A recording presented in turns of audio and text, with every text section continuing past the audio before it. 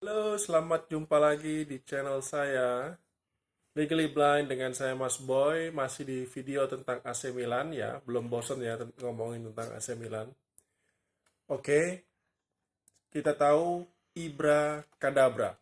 Ya, Ibra Kadabra telah kembali menunjukkan tajinya. Pertandingan melawan Cagliari di kandang Cagliari, Milan menang 2-0 dengan brace atau 2 gol dari Zlatan Ibrahimovic. Gol pertama dihasilkan dari tendangan penalti setelah Ibra sendiri dilanggar di kotak penalti, dan gol kedua dilakukan oleh Ibra setelah mendapatkan assist yang cantik dari Davide Calabria.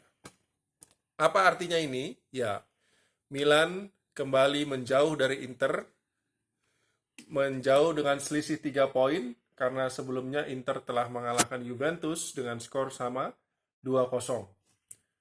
Milan kembali berada di atas dengan skor dengan poin 43 ya dari 18 kali pertandingan. Oke, di peringkat kedua ada Inter dengan 40 poin dan seterusnya.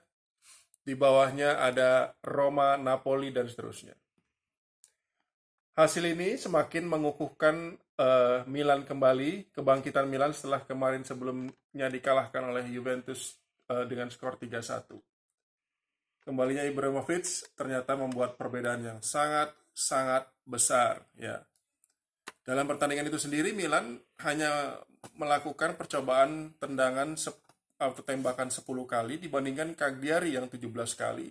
Tapi Cagliari hanya on target sebanyak 2 kali sedangkan Milan sebanyak 6 kali. Bahkan Milan juga mencatatkan satu tendangan yang menerpa mistar gawang ya, dilakukan oleh Calabria. 2 gol, 1 kena mistar. Dari 6 percobaan tendangan yang mengarah ke gawang dan 10 tendangan. Ini luar biasa. Walaupun Cagliari memiliki tendangan lebih banyak, tapi keefektifan jauh berada di bawah Milan.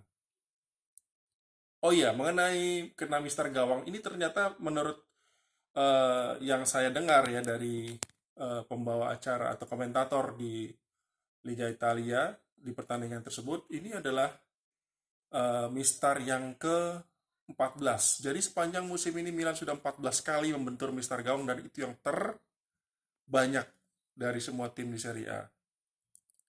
Memang di satu sisi Milan juga mendapatkan penalti cukup banyak ya. Kalau nggak salah 12 atau 13 penalti telah didapatkan. Dan itu juga terbanyak di Serie A. Namun kena mistar gawang juga lebih banyak lagi. Artinya Milan bermain sangat menyerang dan efektif. Oke, pertandingan selanjutnya.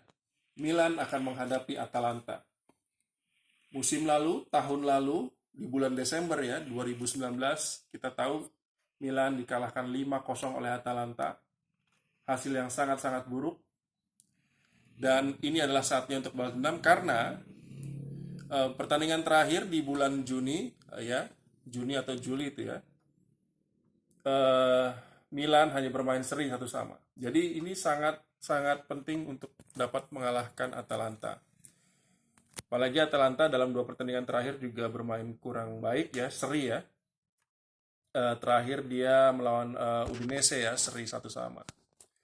Nah, Atalanta walaupun demikian tetap menjadi ancaman yang sangat eh, berat ya, oleh karena di sana tetap ada Duvan Zapata, ada Josip Ilicic, ada Ruslan Malinovski, ada Matteo Pessina, pemain-pemain yang walaupun sudah ditinggal ya oleh Papu Gomez ya karena di scoring oleh klub, tapi pemain-pemain ini masih bisa memberikan hasil maksimal buat Atalanta.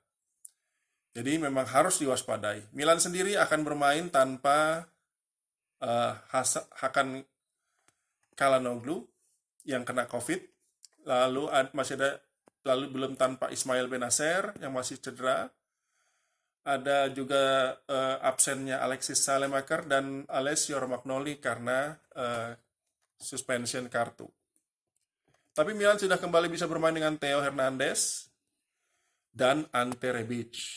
Ya, Milan juga sudah bisa memainkan dua pemain barunya, yaitu ya Mario Mandzukic dan Fikayo Tomori, back dari Chelsea.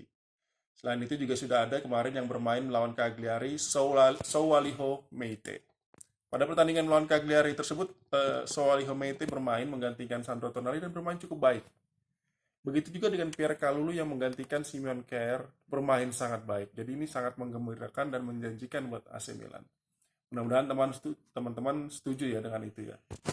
Melawan Atalanta, formasi yang dikemukakan oleh beberapa media di Italia adalah di belakang ada Donnarumma, lalu akan ada sebelah kanan ada Calabria, lalu kemungkinan besar Simon Kjaer ditemani Pierre Kalulu, di sebelah kiri ada Theo Hernandez, double pivot kita adalah Franck Kessié dan Sandro Tonali, di sebelah depan ada Samu Castillejo, Brahim Diaz, dan Ante Rebic. Di depan ada Ibrahimovic. Kita tunggu ya, siapa tahu bisa bermain ya Mario Mandzukic dan juga Fikayo Tomori mungkin di babak kedua. Oke.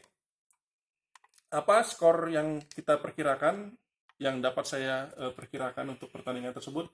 Saya terus terang mengharapkan skor 3-0 untuk AC Milan karena ini saatnya balas dendam kepada Atalanta. Ya, sorry ya, fans Atalanta ya.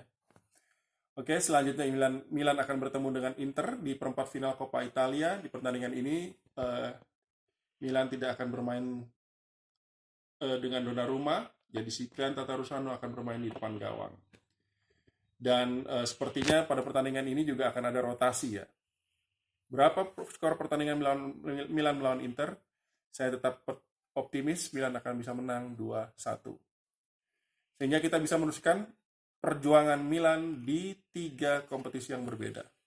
Oke teman-teman, sekian dulu pandangan dan prediksi saya. Semoga benar dan semoga bermanfaat dan bisa menemani teman-teman dalam menyaksikan Liga Italia Serie A. Oke, sampai jumpa.